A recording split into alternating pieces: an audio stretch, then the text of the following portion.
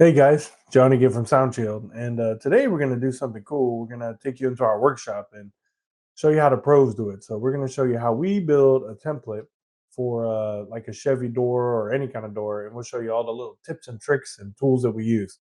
So stay tuned to check it out. So today in the workshop, a lot of you guys, if you're installers, this is a situation we all get into. How many times have you done a lot of work on a vehicle and you lay out something and you cut cool shapes out or build boxes, and the R&D that you just did just drives away with the vehicle? So that gets kind of frustrating because you spend all this work, and now if you get another one that comes in, you got to do the same thing again. So what we ended up doing, and we're going to show you today, is how we make our own templates for vehicles. So like up here in Alaska, especially, we do tons of trucks. And so today we're going to show you how we go through, lay out the door, and then we can make a kind of a permanent template for the shop.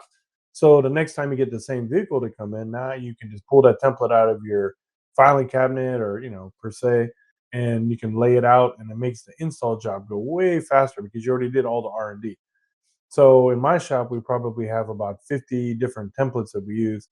And now it's nice because I can have one of my new guys, hey, run upstairs, grab the, 2020 Dodge Ram. We're going to do the front doors and back doors. And this is how we do it. And it shows all the inside template cuts. It shows the outside template cuts. And it's pretty exciting. And I think you'll see some tricks that we use. And we use some great products to help you to make these. And then it's a permanent thing in your shop, and it's going to add some money to your pocket. So today we're working on a 2006 GMC Sierra, and what we got going on here is basically we're going to show you today how to make a template for a door. And this is how we do it in my shop. So Aaron here, as you can see, took the door panel off, took off the factory weather vapor barrier, and so what he's doing now, we use this JK Tapes interior green tape. And what he's doing here, as you see, is he laid out the door after he wiped it down and stuff. And now it's transparent, which is super cool. So now you can see with his Sharpie that he's laying out the actual door panel, all the different mounting holes, where everything's at, if there's any kind of wire harnesses and stuff. Now he's checking the fitment, make sure everything's good. This is a very critical time right here. So, because this is your blueprint. So you want to make sure you got every single thing detailed. And, and it's okay if you mess up, you can start over. That's why it's nice to use this film. So now after the film is done, we transfer this over to this chipboard. So we have this nice cutting table. You can see there he added some more chipboard for the bottom because there might be a little bit of a seam. And now he's just cutting this out with some shears.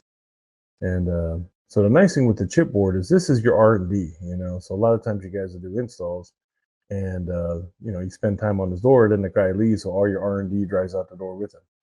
So by doing these templates, it's really nice because now you're building your own catalog of stuff to have in shop. And as you can see here, we use some of these leather hole punches. We just got these off of Amazon. They work really good to make the holes perfect. He's cutting out the track for the linkage for the door handles and things like that, or the door lock. Cutting out some more holes. And then he's labeling it. Okay, what this is. Now we got Soundshield. Lays the template right on top. We use a silver silver Sharpie, not a marquee. Use a silver Sharpie marker and lay this all out. And you're just basically replicating. So you can use if you use a straight edge razor like he's using, make sure it's fresh and brand new, because if it's used after this, it's gonna rip the foam a little bit. But in some cases, shears work really well too. So we have a bunch of different tools. You have like the Olfa pizza cutter that you have, obviously straight edge. He's using the leather punches again to knock out the holes. You can see right there, this is pretty precise, so that's why the razor makes sense. And yeah, so he's just knocking these all out for mounting bolts or tabs that go into the door, different things. And now, also when we do this, before that, we take all the measurements for the inside of the door because we do 2 layers. So the general rule is 1, 2 per door. So you can generally do the inside of the door and then the outside of the door. So when we say inside of the door, that's going to be the outside, but inside of the door. So furthest away from you. Then when we say inside the door, that's going to be the closest into the cab. So as you can see here, he's laying these all out. So these are just going to be big rectangle pieces, maybe some slight adjustments to them. Now wipe down the door, back into the door. So now he's doing the inner door, like I was saying. So these pieces are again all pre-cut. And on your template, a good practice is to write the measurements on there. So again, you don't have to think, all the R&D is done. Now, this cool roller here, this is from a company called Mob Roller. We sell these in, from Soundshield. This is probably the best roller you'll ever use. It's basically indestructible. They're amazing. And so you see there in three pieces, he did the whole inner door. He's using a roller again just to kind of cinch it on there. And with Soundshield, we have our what do we call that?